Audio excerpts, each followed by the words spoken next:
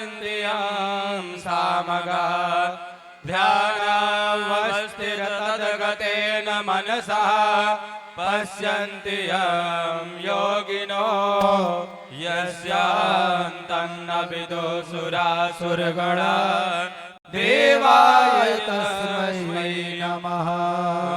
श्री पुराण पुरुषोत्तमाय नमः। ध्याये ध्यानं समर्पयामि ध्यानान्ते अक्षत पुष्पाणि समर्पयामि पुनः हस्ते अक्षत पुष्पाणि गृहीत्वा हाथ में चावल फूल लेकर के बालकृष्ण भगवान को देंगे।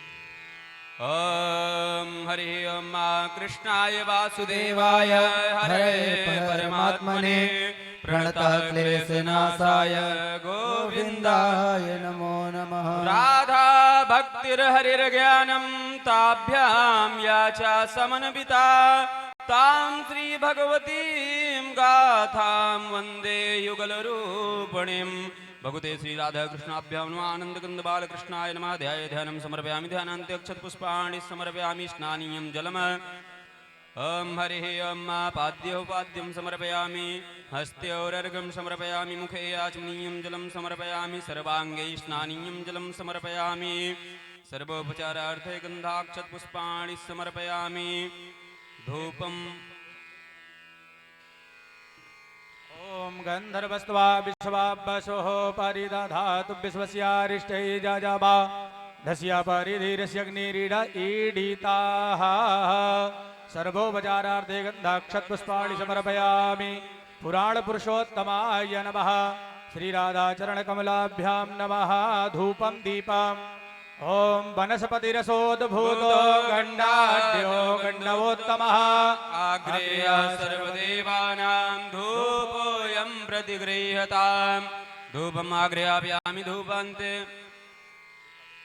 प्रत्यक्ष दीपं दर्शयापयामि। ओम धोरसि धोर्वान्तान् धोर्वतञ्जोऽस्मान् धोर्वदितं धोर्वयं वयं धोर्वामः देवानां सवैतमगं सरितमं प्रभृतमं जुष्टतमं देवहूतमं धूपम् आग्रयापयामि धूपान्ते प्रत्यक्ष दीपं संदर्शयापयामि। ओम नाभ्याया आसीदन्तरिक्षगं शेष्णोर्जौः समवर्ततः हृदयां भूमिर्दिशः श्रोत्रान् तथा लोकान् अकल्पयन्। नैवेद्यं निवेदयामि नैवेद्यान्ते आचमनीयं जलं समर्पयामि। प्राणाय स्वाहा पानाय स्वाहा व्यानाय स्वाहा उदानाय स्वाहा समानाय स्वाहा मध्ये पानीयम् उत्तरापोषणार्थे दुराचमनीयं जलं समर्पयामि। ऋतुफलं समर्पयामि ताम्बूलभङ्गीफलं समर्पयामि द्रव्यदक्षिणां समर्पयामि। वस्तं हेमबीजं विभावसो अनन्तपुण्डफलतः यतः शान्तिं प्रयक्ष मे सद्गुण्यार्थे द्रव्यदक्षिणां समर्पयामि। हस्ते अक्षतपुष्पाणि गृहीत्वा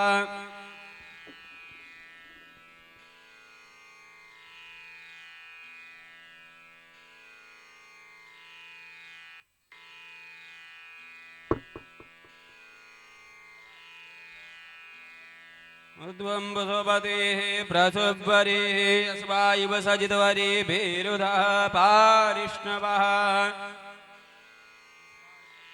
हम समर्पयामि। हाथ में थोड़ा चावल फूल ले ध्यान कर लीजिए। ओम वंशी विभूषितकरा नवनीरदाभात् पीताम्बरादरुणबिम्बफलादरुष्टात् पूर्णेन्दु सुन्दरमुखादरविन्दनेत्रात् कृष्णात् परं किमपि तत्त्वमहं न जाने। श्री पुराण पुरुषोत्तमाय नमः। प्रार्थना पूर्वक नमस्कारान् समर्पयामि।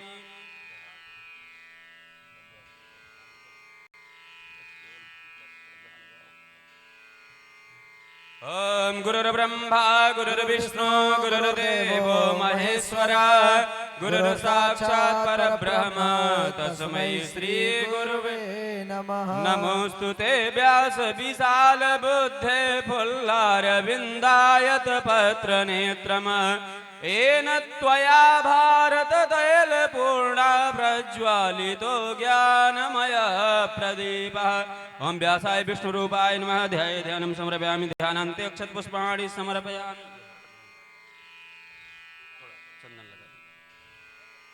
ओम नमो ब्राह्मणदेवाय गो ब्राह्मणहिताय च जगद्धिताय कृष्णाय गोविन्दाय नमो नमः। ओम व्यासाय विष्णुरूपाय नमः।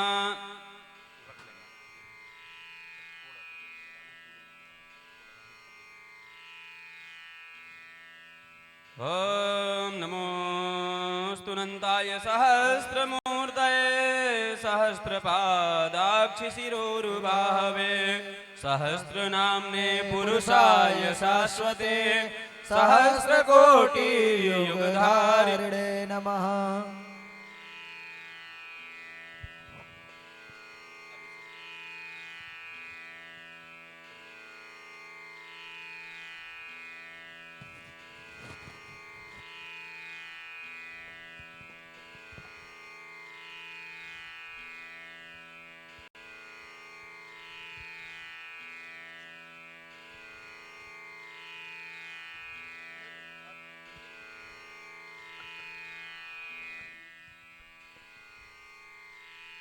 ओम चंद्रमा मनसो जातचक्षुः सूर्यो अजायत श्रोत्राद्वायुष प्राणसमुखादग्निरजायत। सभी भक्त अपने अपने स्थान पे खड़े होकर के श्रीमद् भागवत भगवान की आरती करेंगे।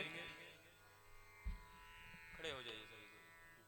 श्री भागवत भगवान की है आरती, पापियों को पाप से है तारती। श्री भागवत भगवान की है आरती, पापियों को पाप से है तारती। ये अमर ग्रंथ, ये मुक्ति पंथ, ये पंचम वेद निराला, नव ज्योति जगाने वाला।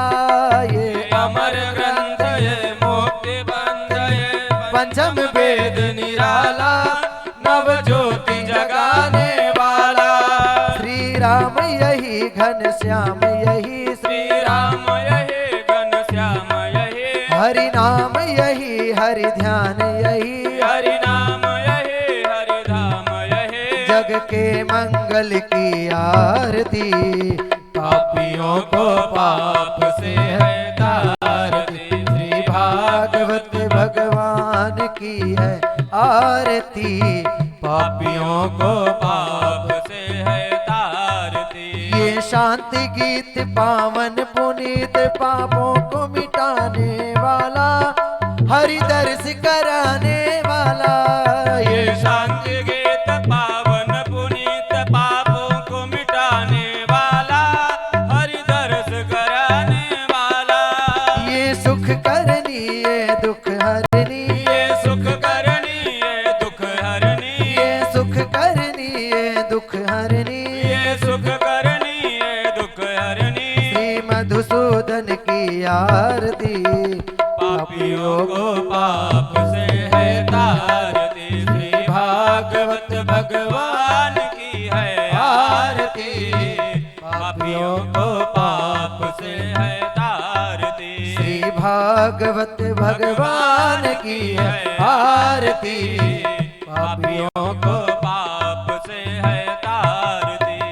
ओ ये मधुर बोल जग पंथ खोल, सन्मार्ग दिखाने वाला, बिगड़ी को बनाने वाला। ये मधुर बोल जग पंथ खोल, सन्मार्ग दिखाने वाला, बिगड़ी को बनाने वाला। ये मधुर बोल जग पंथ खोल, सन्मार्ग दिखाने वाला, बिगड़ी को बनाने वाला। ये मधुर बोल जग पंथ खोल, सन्मार्ग दिखाने वाला, बिगड़ी को बनाने वाला।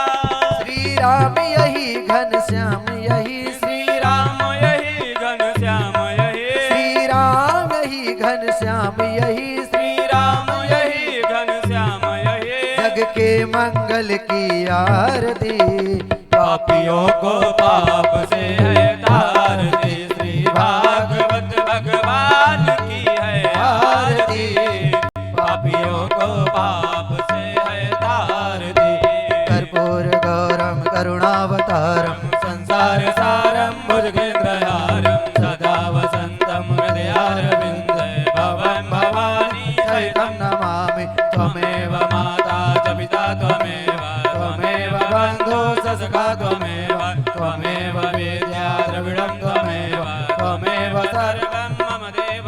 हरि बोल हरि बोल हरि बोल हरि बोल हरि बोल हरि बोल हरि बोल हरि बोल हरि बोल हरि बोल हरि बोल हरि बोल हरि बोल हरि बोल कृष्णा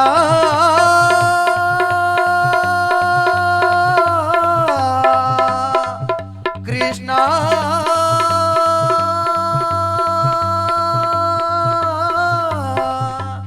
राधे कृष्णा हरे हरे यानि कानि च पापानि जन्मान्तरकृतानि जातानि सर्वाणि नश्यन्तु प्रदक्षिणायां पदे पदे आरार्तिक्यं समर्पयामि जलेन शीतलीकरणं पुष्पै देवाधिवन्दनम् आरोग्यार्थे आत्मादिवन्दनं तत्पश्चादारार्तिग्रहणम् ओम देवः शान्तिरन्तरिक्षगं शान्तिः पृथिवी शान्तिरापः शान्तिरोषधयः शान्तिः वनस्पतयः शान्तिर्विश्वे देवाः शान्तिर्ब्रह्म शान्तिः सर्वगं शान्तिः शान्तिरेव शान्तिः सामा शान्तिरेधि हस्ते अक्षतपुष्पाणि गृहीत्वा वेदोक्तमन्त्रपुष्पाञ्जलिम् हरिः ओम जगनेन जगमय जन्त देवस्तानि धर्माणि प्रथमान्यासन्नाते हनाकं महिमानः सचन्त यत्नपूर्वे साध्याः सन्ति देवाः नाना सुगन्धपुष्पाणि यथा कालोद्भवानि च पुष्पाञ्जलिर्मया दत्त्वा गृहाण परमेश्वर सुमन सुगन्धित सुमनलय सुमन सुबुद्धि विचार पुष्पांजलि अर्पण करो जगदीश करो स्वीकार वेदोक्त मंत्र पुष्पांजलिं समर्पयामि बोलिए श्रीमद्भागवत महापुराण की परम पूज्य व्यास जी महाराज की पुनः अपने अपने स्थान पे सभी भक्तजन बैठ जाएं। पूज्य महाराज जी के मुखारविंद से श्रीमद्भागवत कथा का प्रस्पान करें, अपने जीवन को धन्य करें।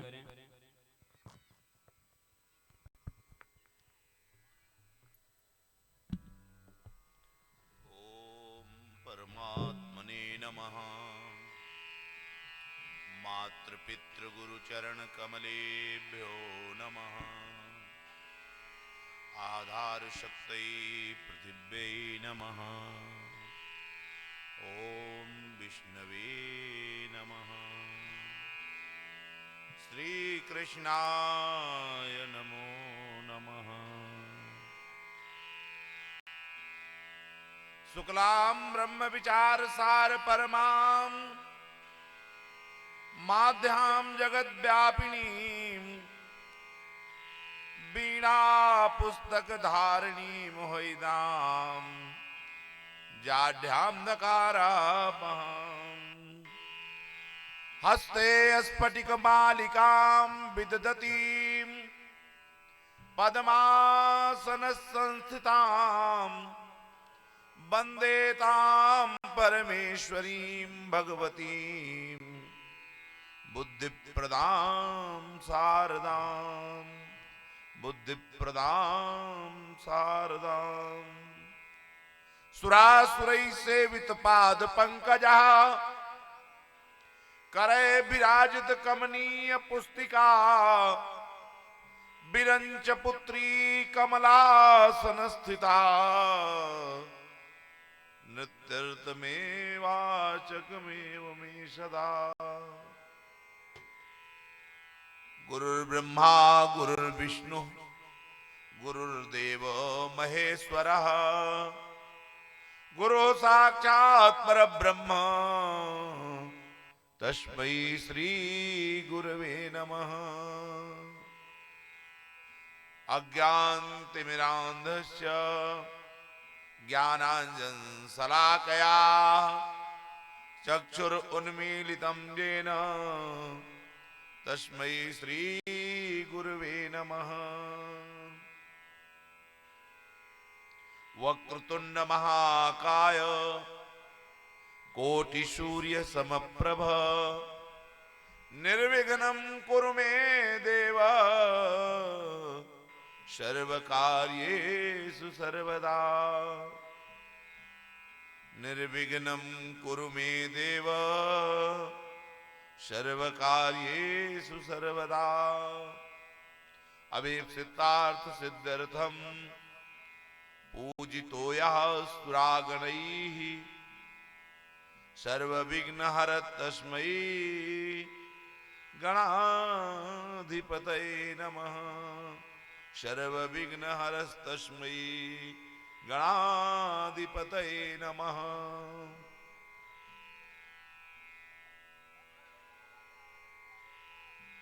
सभी ग्राम देवता, क्षेत्र देवता, वास्तु देवता, कुल देवता और हमारे इस क्षेत्र के प्रमुख हौदेश्वर नाथ जी महाराज सभी के चरणों में नमन करते हुए, वंदन करते हुए, प्रणाम करते हुए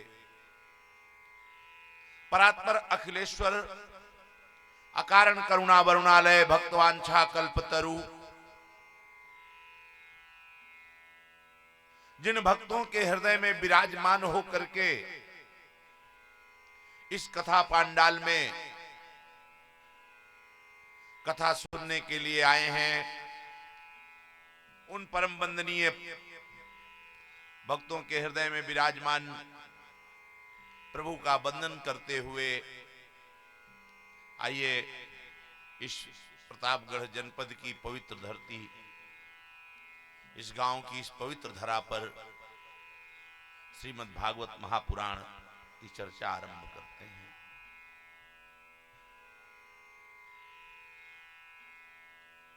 परम मंगलमय परात्पर अखिलेश्वर अकारण करुणा वरुणालय भक्तवांछा कल्पतरु तड़िद्युत विनिंदित अद्भुत पीतांबरधारी मेरे बाल कृष्ण लाल और उनकी वांगमयी प्रतिमूर्ति श्रीमद् भागवत महापुराण और भाग्योदयेन बहुजन्म समर्जितेन भाग्योदयेन बहुजन्म समर्जितेन सत्संगमं च लभते पुरुषो यदा वै अज्ञान हेतु कृतमोह मदांधकार नाशम विधाय हि तदोदयते विवेकः। एक जन्म नहीं, 10 जन्म नहीं, 100 जन्म नहीं, 1000 जन्म नहीं, मैं तो ये कहूंगा कि जब अनंत जन्मों के पुण्य उदय होते हैं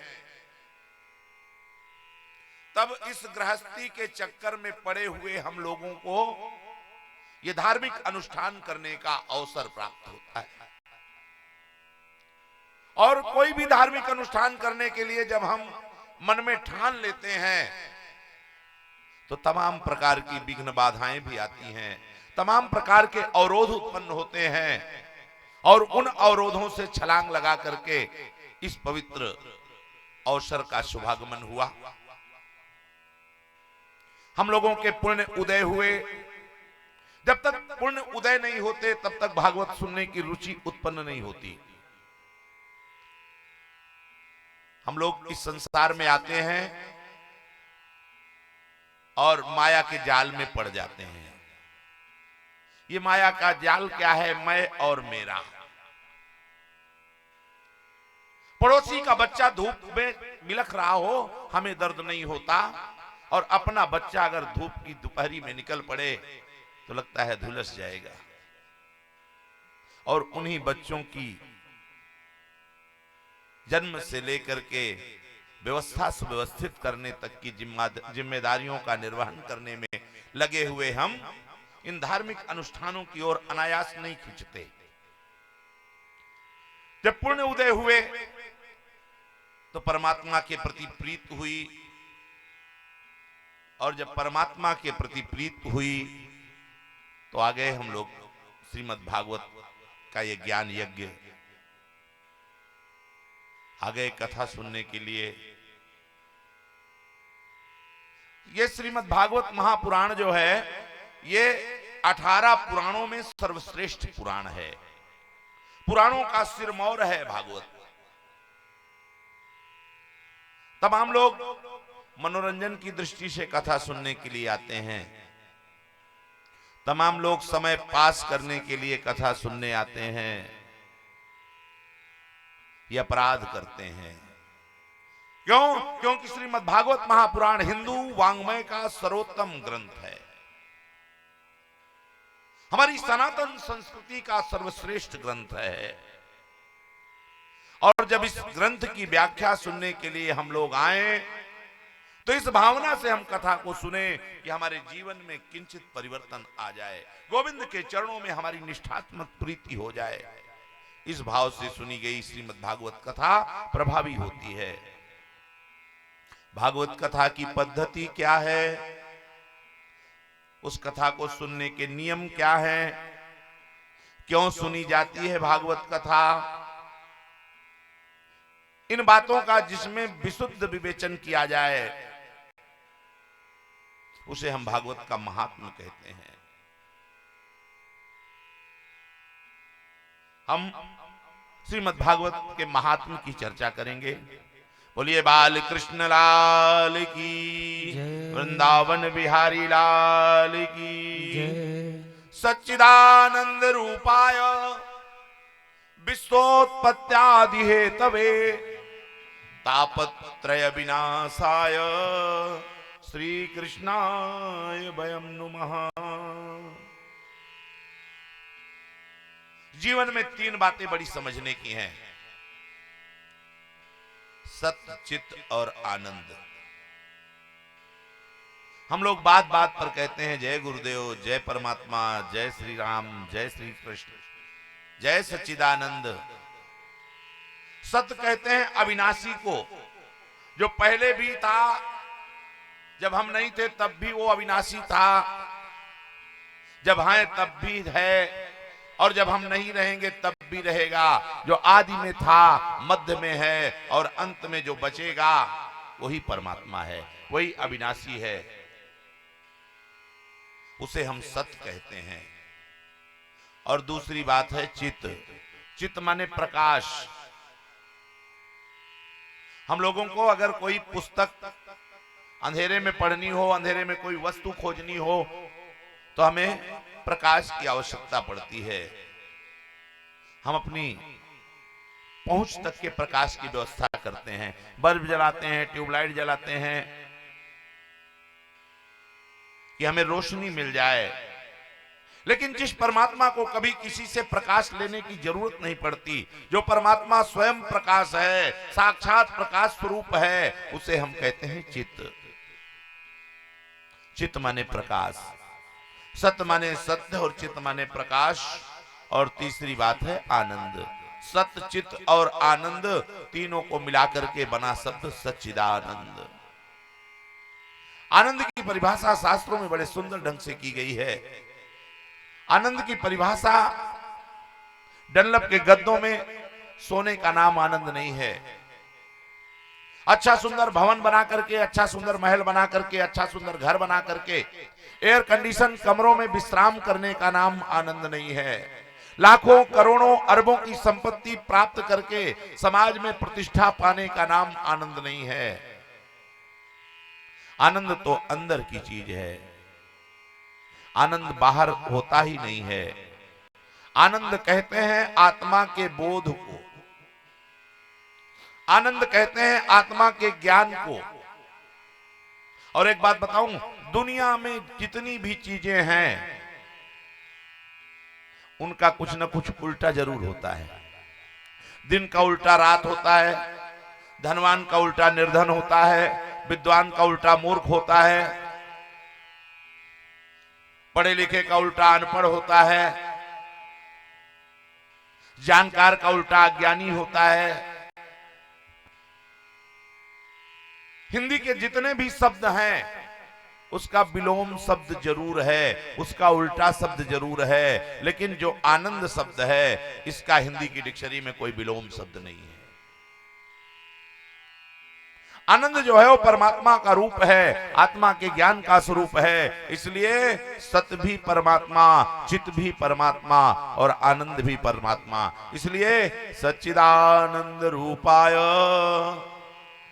विश्वोत्पत्त्यादि हेतवे तापत्रय विनाशाय श्री कृष्णाय वयं नुमः।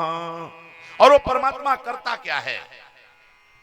जो परमात्मा विश्व को बनाता है, जो विश्व का पालन करता है, और जब उसकी कृपा दृष्टि में थोड़ी सी क्रोध दृष्टि आ जाती है तो सारे संसार का लय कर देते हैं।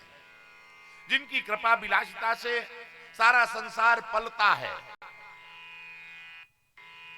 जिनकी कृपा विलासिता से तीनों प्रकार के ताप नष्ट हो जाते हैं। ये तीन प्रकार के ताप क्या हैं? गोस्वामी जी ने बड़े सुंदर शब्दों में बताया है कि दैहिक दैविक भौतिक तापा, दैहिक दैविक भौतिक तापा, राम राज्य काहू नहीं व्यापा। तीन प्रकार के ताप होते हैं, दैहिक ताप, दैविक ताप और भौतिक ताप। कोई तन दुखी, कोई तन दुखी, कोई मन दुखी, कोई तन दुखी, कोई मन दुखी, कोई धन बिन रहत उदास, और थोड़े थोड़े सब दुखी, सुखी राम के दास। एक भी व्यक्ति संसार में ऐसा नहीं है जो अपने सीने में हाथ रख के कह दे मैं सुखी हूं। किसी को किसी बात का दुख है, किसी को किसी बात का दुख है। आप कोई भी ऐसा व्यक्ति नहीं बता सकते जो कह दे कि मैं बड़ा सुखी हूं। हजारों लाखों करोड़ों का टर्नओवर करते हैं लेकिन सुखी नहीं है। कोई दुख नहीं है तो चलो पता चला धन तो है, वैभव तो है, संपत्ति की कोई कमी नहीं है, लेकिन भगवान ने बीमारी दे दी है। ब्लड प्रेशर बढ़ जाता है, किसी का शुगर बढ़ जाता है, किसी को नींद नहीं आती है। क्या है ये? परमात्मा ने सब कुछ दिया, हजारों लाखों करोड़ों का टर्नओवर है, लेकिन खाते हैं मूंग की दाल के साथ रूखी सूखी रोटी। एक सज्जन मिले, मैंने कहा भैया इतना बड़ा वैभव, इतना बड़ा धन, इतना बड़ा बंगला, इतनी बड़ी बड़ी गाड़ियां और ये ऐसा खान पान। बोले पंडित जी क्या बताएं, अगर देसी घी खा लेते हैं तो ब्लड प्रेशर बढ़ जाता है। डॉक्टर ने मना कर रखा है, रोटी चुपड़ करके खा लूंगा तो ब्लड प्रेशर हाई हो जाएगा। करोड़ों अरबों की संपत्ति है लेकिन खाते हैं रूखी सूखी रोटी। किसी को किसी बात की कमी नहीं है, अनंत संपत्ति है, बड़ी बड़ी फैक्ट्रियां हैं, बड़ी बड़ी इंडस्ट्रियां हैं, लेकिन मानसिक चिंता है। मानसिक चिंता क्या है कि पिताजी चाहते थे कि बेटा जवान हो रहा है, अब इसका विवाह करूंगा किसी अच्छे खानदान में, बड़े प्रतिष्ठित परिवार में विवाह करूंगा, पढ़ी लिखी बहू घर में आएगी, लेकिन बेटे ने नौकरानी को लेकर के भाग के कोर्ट में शादी कर ली, नौकरानी के साथ विवाह कर लिया, भाग गया, कोर्ट मैरिज कर ली। अब पिताजी आप कुछ भी करें, बेटे ने तो कर ली शादी। यही चिंता है। सब कुछ है लेकिन मन में बड़ी बेचैनी है। कभी बेटा नहीं सुनता, कभी बेटी नहीं सुनती, कभी बहू नहीं सुनती, कभी ऐसा कहते थे, कभी वैसा चाहते थे, और कोई धन बिन रहत उदास। सब कुछ है लेकिन कुछ नहीं है।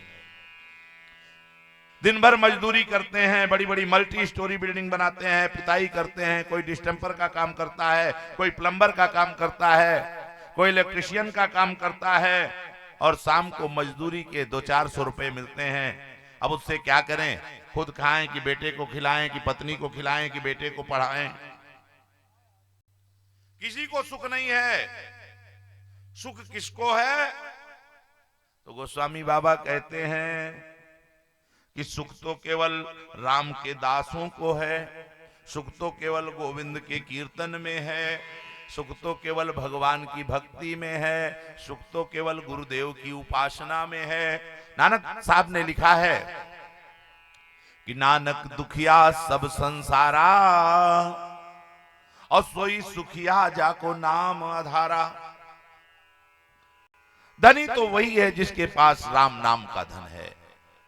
जिसके पास गोविंद नाम का धन है और जिसने इस धन को कमा लिया। और कौन धनी है? आदि दैविक ताप, आदि आध्यात्मिक ताप, आदि भौतिक ताप, तीनों तापों को विनष्ट करने की जिस कृष्ण नाम में शक्ति है, जिस गोविंद नाम में शक्ति है, ऐसे श्री कृष्णाय वयं नुमः, ऐसे भगवान श्री कृष्ण को हम प्रणाम करते हैं। बोलिए बाल कृष्ण लाल की जय। श्रीमद् भागवत के प्रधान देवता है मेरे गोविंद, इसलिए भागवत के प्रथम श्लोक में मेरे गोविंद की वंदना की गई है। आदरणीय सुखदेव जी का चिंतन किया। जिन आचार्य सुखदेव जी ने जन्म लेते ही संन्यास ग्रहण किया, सीधे वन की ओर चले गए। उनके पिता वेदव्यास जी पुत्र पुत्र कहते कहते पीछे चले जा रहे थे, परंतु आचार्य सुखदेव को लौटाने की जिनमें सामर्थ्य नहीं रही, ऐसे परम वंदनीय सर्वभूत हृदय सुखदेव जी महाराज का हम वंदन करते हैं। बोलिए सुखदेव जी महाराज की जय। जैसे हम इस चौसा गांव की धरती पर कथा सुनने के लिए इकट्ठे हुए हैं, ऐसे ही पुराणों की विद्या के लिए एक परम एकांत परम शांत स्थान है, उसे कहते हैं नैमिषारण्य क्षेत्र। उत्तर प्रदेश की ही पवित्र धरती, सीतापुर हरदोई जनपद की सीमा को स्पर्श करता हुआ मिश्र का वो क्षेत्र, गोमती नदी का किनारा। संतों के मन में बड़ी बेचैनी हुई तो सब बढ़े चले गए नैमिषारण्य की ओर। और नैमिषारण्य की पवित्र धरती पर, नैमिषारण्य की पवित्र धरा पर गोमती नदी के किनारे एक बहुत बड़ा संत सम्मेलन हो रहा है। 88,000 की संख्या में संत जन इकट्ठे हैं और वहां जो संत विराजमान हैं वो सभी सद्गृहस्थ ऋषि हैं। उन्हें हम लोग कहते हैं सनकादिक ऋषि, जिनकी बड़ी बड़ी लंबी उम्र है। एक संत की उम्र इतनी है कि उनके जीवन में पता नहीं कितने बार इंद्र बदल गए। एक सद्गृहस्थ संत इतने उम्र वाले हैं कि उन्होंने अपने जीवन में कई चतुर्युगियों को देखा। चतुर्युगी क्या है? सतयुग, त्रेता, द्वापर और कलयुग, चारों युगों को मिला दें तो होता है चतुर्युग। ऐसी अवस्था है उस संत की, उसने कई चतुर्युगियों को देखा है। एक सद्गृहस्थ संत ऐसे हैं कि उनके जीवन में पता नहीं कितने बार ब्रह्मा बदल चुके। ऐसे एक से बढ़कर एक 88,000 संत बैठे हुए हैं अपने सारे कर्मों से निवृत्त होकर के। जब सवेरे बैठे तो बस उन संतों की मंडली में यही विचार विमर्श हो रहा था कि क्या होगा संसार का। संत लोग यही चिंतन कर रहे थे कि कैसे चलेगी संसार की नैया।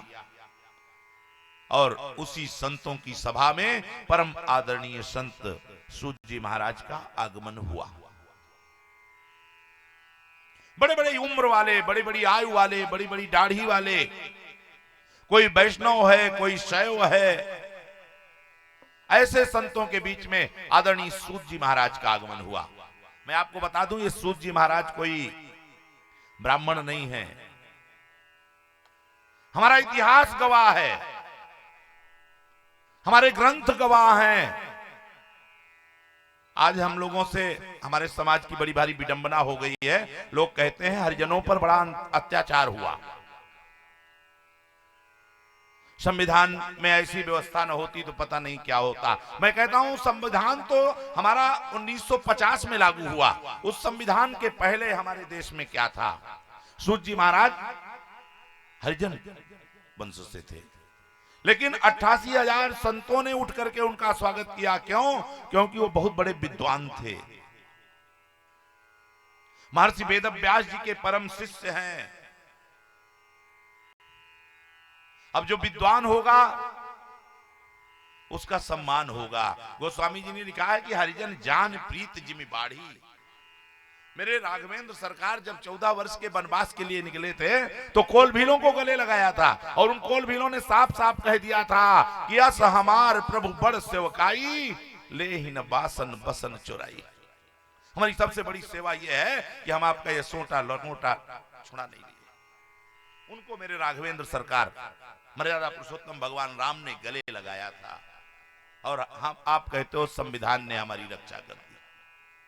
सूत जी महाराज को सभी ऋषियों ने उठ करके साष्टांग दंडवत किया, प्रणाम किया, बड़ा आदर किया। सूत जी महाराज कहते हैं कि आप लोग क्या कर रहे हैं, बड़े सकोच में पड़ गए सूत जी महाराज।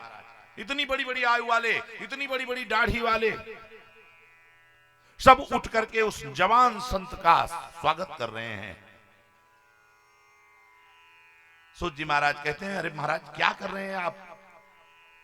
तो संतों ने कहा, सूत जी आप उम्र में छोटे हुए तो क्या हुआ? शास्त्र कहता है कि धन वृद्धा बल वृद्धा आयु वृद्धास्तथैव च ते सर्वे ज्ञान वृद्धाश्च किंकरा शिष्य किंकरा। कोई बल में बड़ा होता है, कोई आयु में बड़ा होता है, कदाचित कोई धन में भी बड़ा हो सकता है, लेकिन जो ज्ञान में बड़ा है वही सबसे बड़ा है। संतों ने कहा, सूत जी महाराज आप देखने में तो छोटे लगते हो, लेकिन अज्ञान रूपी जो अंधकार मानव के हृदय में बैठा हुआ है उसे दूर करने के लिए आप करोड़ों सूर्यों के समान हो। इसलिए ऐसी सुंदर कथा हमें सुनाओ, ऐसा कोई मंगलमय प्रसंग सुनाओ जिसे सुनकर के संसार के लोगों के कष्ट की निवृत्ति हो जाए। हमारा नहीं, संतों ने कहा हमारा नहीं, अपने लिए कुछ नहीं पूछा, संसार के लोगों के कष्ट की निवृत्ति हो जाए, गोविंद की प्राप्ति हो जाए। कृष्ण प्राप्ति करम सस्वत साधनम तत्ववाधुना। एक बात बताऊं, कभी किसी महात्मा के पास जाओ, कभी किसी संत के पास जाओ, कभी किसी विद्वान के पास जाओ तो कभी व्यर्थ के प्रश्न मत करना। संत के पास जाकर के कभी ये प्रश्न मत करो कि महाराज जी हमारी दुकान चलेगी कि नहीं। संतों के पास जाकर के कभी ये मत पूछना कि महाराज आमदनी कैसे होगी। महात्मा के पास जाकर के कभी ये फालतू प्रश्न नहीं पूछना, महाराज बहू के बेटा कब होगा। कभी किसी संत का संग मिल जाए, किसी संत के दर्शन हो जाए तो केवल एक बात पूछना कि महाराज हमें गोविंद मिलेगा कि नहीं, प्रभु के चरणों में प्रीति कैसे होगी। भागवत में वर्णन आता है कि संतों का क्षण और अन्न का कण कभी बर्बाद नहीं करना चाहिए। जो अन्न हमें तैयार होकर के हमारी थाली में आता है, पता नहीं कितनी बड़ी साधना के बाद वो अन्न थाली में आता है, भोजन के लिए प्राप्त होता है, तो प्रयास करें कि भोजन का एक भी कण बर्बाद न जाए, इसका प्रयास करो। संतों का क्षण कभी बर्बाद न हो जाए, इसका प्रयास करो। शौनकादिक ऋषियों ने सूत जी से यही पूछा कि संसार के लोगों की भगवान के प्रति प्रीत कैसे हो, ऐसा साधन बताओ गोविंद कैसे मिले, ऐसा साधन बताओ कि परमात्मा के चरणों में लगन बढ़े तो कैसे बढ़े। सुन करके सूत जी महाराज गदगद हो गए। ऋषियों से बोले, आपने बिल्कुल सही प्रश्न पूछा। क्यों? क्योंकि हम लोग जन्म लेते हैं, बड़े हो जाते हैं, लंबे हो जाते हैं, जवान होते हैं, और जवानी के बाद बूढ़े हो जाते हैं, और बुढ़ापे के बाद मर जाते हैं। हमने कभी जीवन के पहलुओं को समझने का प्रयास नहीं किया, कभी हमने ये सोचने का प्रयास नहीं किया कि ऐसा क्यों होता है, और बस ऐसे ही जीवन बर्बाद कर देते हैं। कितने लोग ऐसे हैं जिन्हें मैं जानता हूं कि अगर छुट्टी वाले दिन ताश खेलने बैठ जाए ना तो दिन कब बीत जाता है पता नहीं चलता। और उन्हीं से अगर ये कह दो कहीं सत्संग हो रहा है, कहीं कथा हो रही है, कहीं भागवत हो रही है, तो 3 घंटे की कथा में 13 बार घड़ी देखेंगे, कब आरती हो, कब प्रसाद मिले, कब चल बसे यहां से। अब निमंत्रण आया है, बुलावा आया है तो जाना तो पड़ेगा ही। सकोच बस गए और बस लिफाफा चढ़ाया और चले गए। ऐसी हमारी प्रवृत्ति हो गई है। ये क्या है? ये केवल समय का दुरुपयोग है। शौनकादिक ऋषि कहते हैं कि काल ब्याल मुखाग्रास त्रास निर्णास हेतवे। हमारा जीवन क्या है? ध्यान दें, एक बहुत बड़ा अजगर सांप बैठा हुआ है और उस अजगर सांप ने अपना बहुत बड़ा मुंह खोल रखा है और मैं उस अजगर के मुख में बैठा हुआ हूं। मेरा जीवन सुरक्षित तब तक है जब तक वो अजगर अपने मुंह को बंद नहीं कर लेता, और जैसे ही मुंह को बंद किया तुरंत मेरी मृत्यु हो जाएगी। ऐसे काल रूपी सर्प के मुंह के ग्रास बने हुए हैं हम।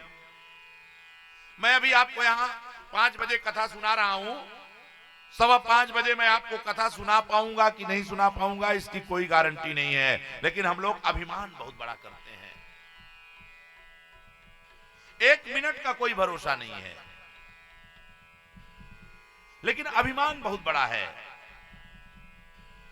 व्यक्ति रात के जब 9 बजे अपने चारपाई में सो जाता है ना, कोई बड़ा व्यक्ति हुआ रात के 9:30 बजे एयर कंडीशन कमरे में एसी चला करके बढ़िया डनलप के 1.5 फुट ऊंचे गद्दे में विश्राम करने के लिए लेटा, तो मन में यही सोचता है कि बहुत दिन हो गए ये व्यापार करते करते, अब कुछ नया दूसरा व्यापार करता हूं। मन बोलेगा क्या करोगे? बोले बहुत दिन हो गए यही व्यापार कर रहा हूं। बोले फिर करोगे क्या? बोले जो हाईवे के बगल वाली अपनी जमीन है ना, अब उसमें बहुत बड़ी कोई फैक्ट्री डालता हूं बैंक से लोन लेकर के। बोले फिर क्या करोगे? बोले रजिस्ट्री करा करके उसमें लोन ले लूंगा, बड़ी भारी फैक्ट्री डालूंगा। बोले फिर क्या करोगे? मन कहता है फिर क्या करोगे? बोले धनियों की लिस्ट में मेरा नाम आ जाएगा, मेरी भी फैक्ट्री हो जाएगी। बोले फिर क्या करोगे? बोले विश्राम दिल्ली में करूंगा, भोजन कलकत्ता में करूंगा, मध्याह्न का भोजन बंबई में करूंगा, हवाई जहाज में रात दिन उड़ता रहूंगा। बोले फिर क्या करोगे? बोले शेयर मार्केट में मेरा नाम हो जाएगा, मेरे इश्यू निकलेंगे, और रात के 9:30 बजे पड़े पड़े ये सोच रहा है और 10 बजे हार्ट फेल हो गया, सोचना विचारना सब बंद हो गया। ये मानव की सबसे बड़ी भूल है, मानव की सबसे बड़ी गलती है कि वो चिंता ज्यादा करता है और चिंतन नहीं करता।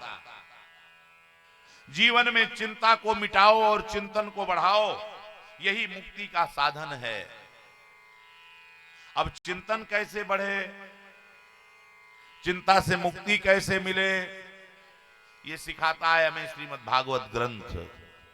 ये भागवत महान सदग्रंथ है, यही मुक्ति प्रदान करता है। सूत जी महाराज कहते हैं कि भागवत की कथा सुनने का अधिकार कभी कभी देवताओं को भी नहीं मिला। एक बार जब देवताओं को पता चला कि महाराज परीक्षित को तक्षक के डसने का श्राप मिल गया है,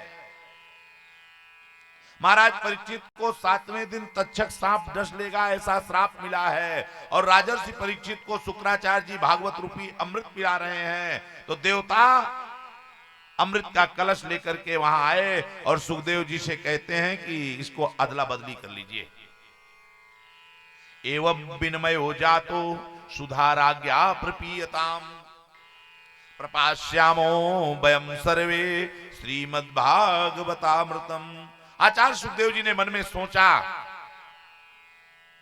देवताओं ने कहा अदला बदली कर लो, ये अमृत का कलश है, इसको महाराज परीक्षित को पिला दो, और अपना जो ये कथा रूपी अमृत है उसे हम लोगों को पिला दो।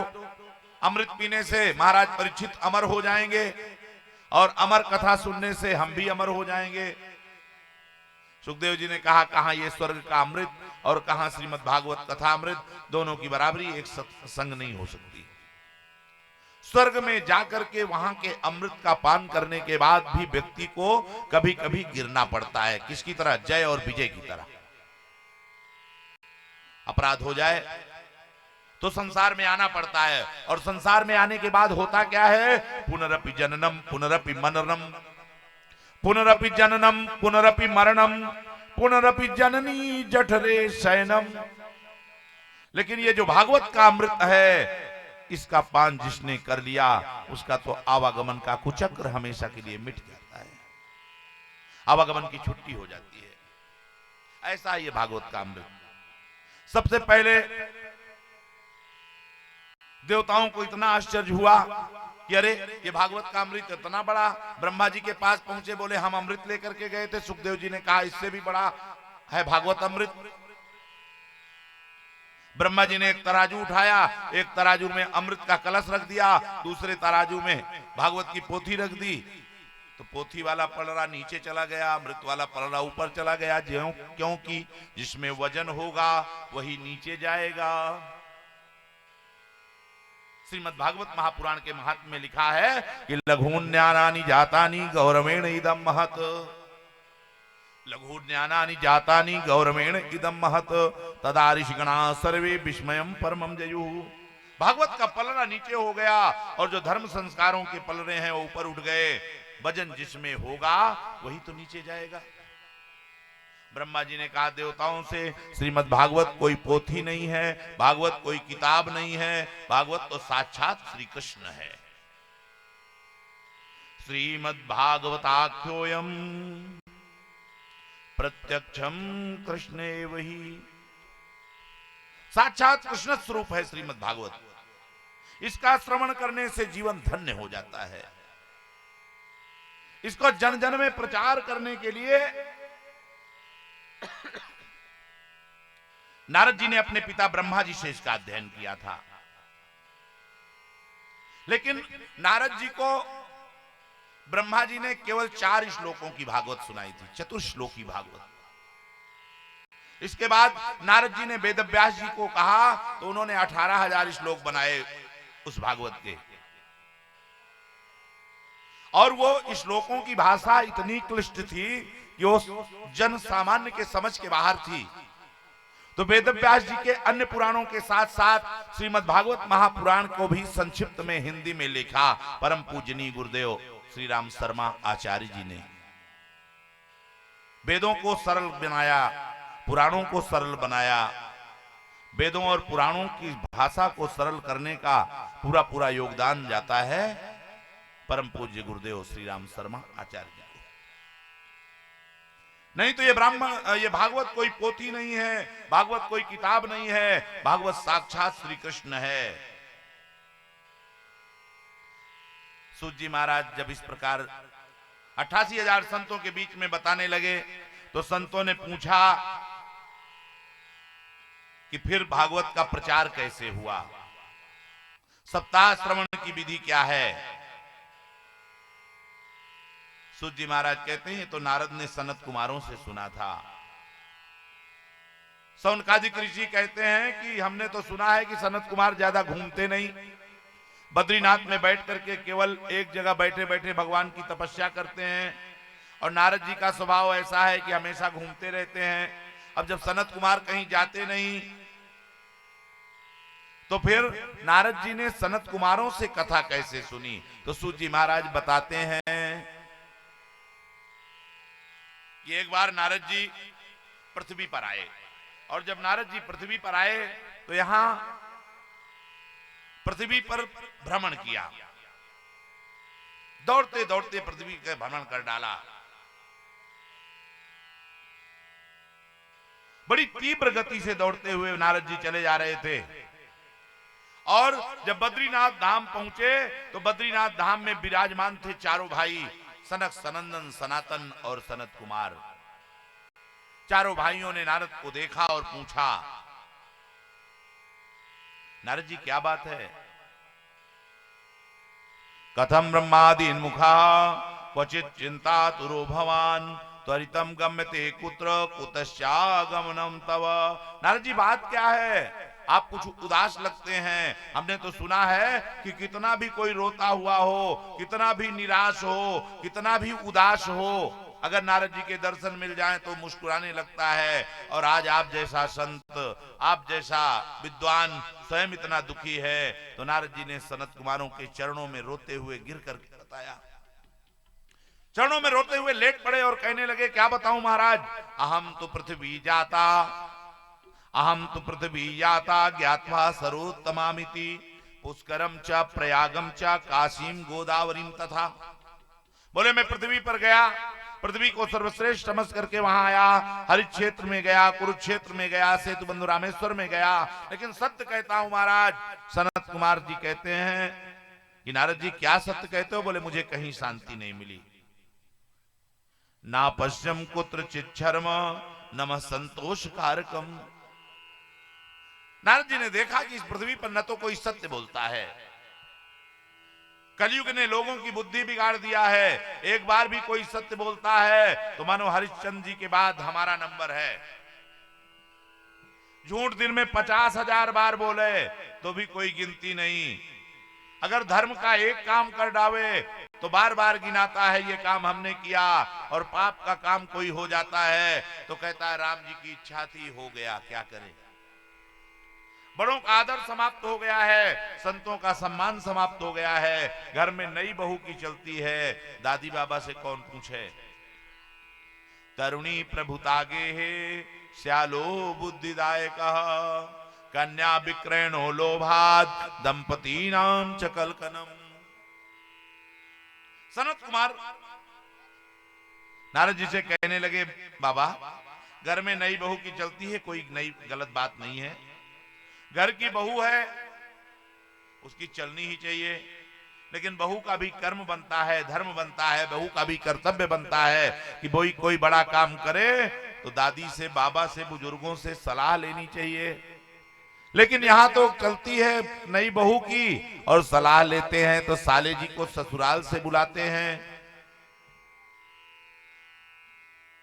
सलाह लेने के लिए ससुराल से साले साहब का आगमन होता है। और ब्रज में तो कहावत है कि दीवार बिगाड़े आलो और घर बिगाड़े सालो। दीवार में जितनी अलमारियां बनाओगे दीवार उतनी कमजोर पड़ जाएगी।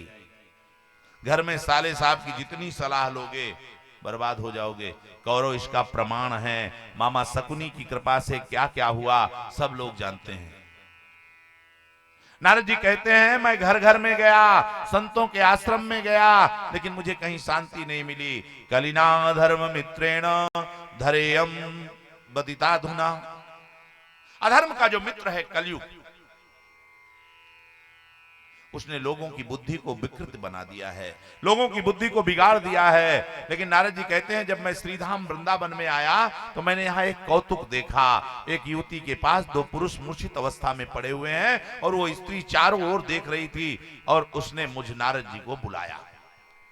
सनत कुमारों से नारद जी कहते हैं कि मैं उस माता के पास गया।